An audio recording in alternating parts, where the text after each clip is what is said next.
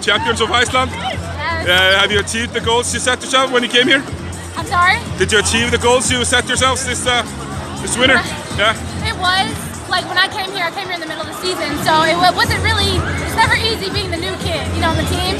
But sometimes you gotta get thrown in there as a professional basketball player, and they literally opened me with open arms, and they really made it easy for me to fit into this program and do my job. So. Yeah, you really made an impression on us here that watch a lot of basketball in Iceland with your ability to penetrate easily and find your teammates. Something that you focused on? Yeah, well, you see my height, so I'm 5'3" barely. So I have to, I've learned growing up, I have to have something other than my shot. I have to be able to penetrate, get by people. So I've worked on that my whole life. So that's definitely something I've worked on growing up. All right, thanks. So I hope you had fun tonight, and I hope to see you again next winter. Most definitely. Thank you so much.